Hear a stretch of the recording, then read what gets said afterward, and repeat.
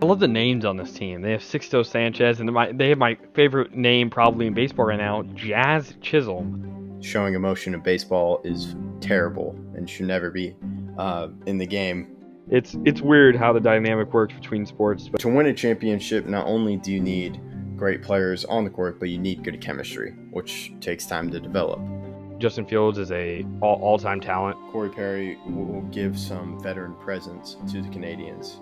I feel like Luka will take that next step, and if he can get a three ball consistently around 35%, I feel like they could become a contender. We can make jokes about you not being in Super Bowl for 20-something years, but...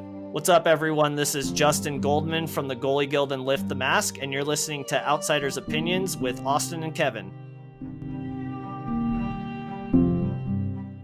What's up, y'all? Welcome to our NHL Opinions of the Week. We were both more successful in our NHL draft predictions compared to our NBA draft predictions. And the man that tied our combined score in the NBA predictions with his NHL predictions, Austin. Yeah, I think that because of how bad at least the majority of people believe the NBA draft was, I think that's part of the reason why we did so poorly on that side. But like you said, we both did significantly better. We combined for 20 points.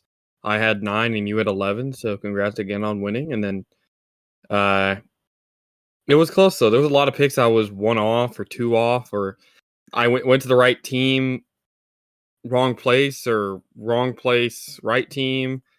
There's so many trades in this draft, especially, that it was really easy to pick the wrong team that it was going to go to. Yeah, I was surprised with the amount of trades in the NHL draft, and I think we'll just go through Celebrini to the Sharks. That's not really surprising. And then I believe you got number 2 pick, the number 2 pick, correct, with the Blackhawks going with defenseman. Yeah, our TM Levshunov, I thought he was the second best player in the draft, and they agreed. And now with Anaheim, I had Bennett Sinek going 10 in my draft, and I'm not sure, did you have him here as well? I had him at 12. A lot of people had him in between 10 to 15. I saw one that had him at 8, but 3 was not even remotely close to expected. Yeah, so I think having Caden Lindstrom fall to you if you're the Blue Jackets was pretty good. And so that's something where they need just good players, and they got that. And we'll see how he pairs with their previous draft pick from last year. But now we can go to the Canadians. Yeah, the Canadians end up picking Ivan Demidov, and Demidov I thought was going to go number 4, but he ends up falling to 5. So it seems like a lot of these guys at the very top ended up getting guys that probably wouldn't have been there in most predictions. Yeah, and then Tij Iginla goes to Utah, and I know you're Iginla. Okay, Iginla. Yeah, Iginla, Jerome Iginla is his dad, Hall of Famer. Yeah, very good player. And then obviously his son goes to the new team, or I'm going to call it a new team. Yeah, I think with everything they've been doing, it definitely feels like a new team. And I know you wanted them to fall to the Senators, right? No. Okay. Flames. Couldn't remember. Flames, got it. Well, the Senators, they go defenseman Carter Yakemchuk. I'm not sure if you had him going there or... I had Carter Yakemchuk going 15, so he was predicted a lot lower than this. Another guy that was a big reach. Yeah, I had him going at 14 as well, so seems like a few reaches, and we'll just see what happens. And then we go to 8, where I had the Kraken going with the center, Berkeley Catan. They just need offense, and we'll just have to see what happens. Yeah, Catton going at 8 was kind of close to expected. I had him going 10, so I wasn't that far off. Mm-hmm. And then this is another one. I got Calgary, the Flames, going with defenseman Zane Parak. And we'll just have to see. It'll be a few years, but Calgary's just trying to rebuild, given what has happened in the past. Yeah, Zane Parayka is a good pick here. It's again close to where I had him. I had him going at 8, so it was close, but no cigar. And then I think this is another player that fell for both of us is Anton Silyev. Yeah, Silyev is a 6'7" defenseman from Russia. Just the fact that he has such a high potential. I'm surprised that he fell this far, but I do think they get a really good pick here at 10. I had him going at 3, so still pretty surprising this ended up happening. Yeah, I had him going at 4. And then we have 2 more defenseman picks with the this goes to San Jose, which they needed one given they traded one to the Pittsburgh Penguins. And then you also have Zeev Biome going to Minnesota. Yeah, so Dickinson to San Jose, Bynum to Minnesota. Both good picks, both solid defensemen.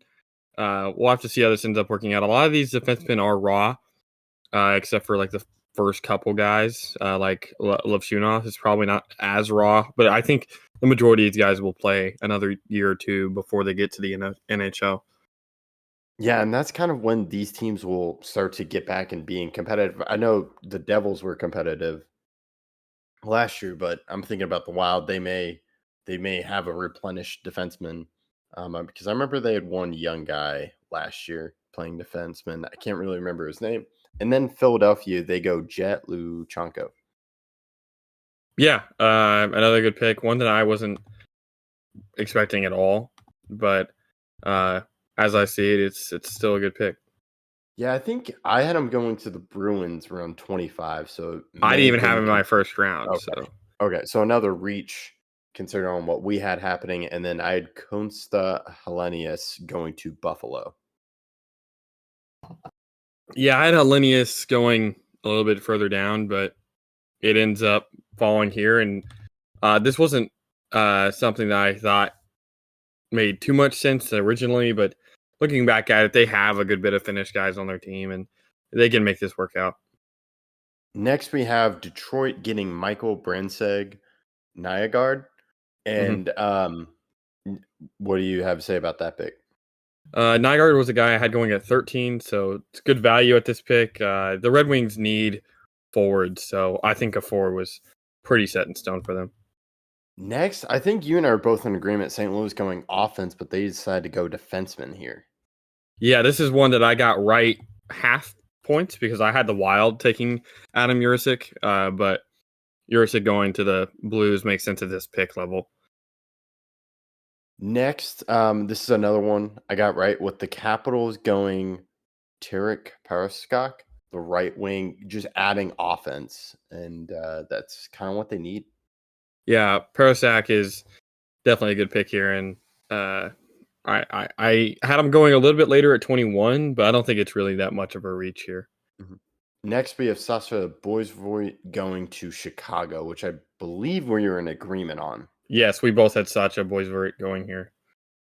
Next, Vegas goes left winger with Trevor Connolly. Yeah, this is one that shocked me a little bit, especially when I saw the pick. Connolly is not someone I had drafted, so in the first round, obviously.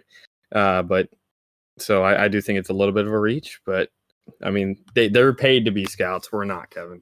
Yeah, no. And we'll just see what happens. I doubt he plays with Vegas. I think another team, Vegas, will use him in a trade because that's kind of been their MO just in their existence. We'll see. Now we go to the Islanders getting Cole Eiserman, another left winger. And that's like they just need help on offense. I had Cole Eiserman going all the way up at 11 to the Sabres. So the fact that he falls all the way here is kind of shocking, but definitely a good value pick. Next, Michael Haig going to Montreal. This is a trade from the Kings to Montreal. Yeah, this is a great pick. I had him going at 19, so good value. Now we have Igor Sorin, who wasn't in my first round, going to Nashville. Yeah, I had Sering going to 23, so this is just one pick ahead of that. So I think it makes sense at this pick level. And going center, they're bolstering their offense. Next, I remember we talked about the Ducks going defenseman. They did not do that with their first pick, but then they trade with Toronto to get a defenseman. Yeah, they ended up making a couple trades in this draft. This was one of them. They ended up trading away their 31st pick to get this pick. Taking Steen, this was a guy that I had in my first round at 14. So for getting him at 23, very good value.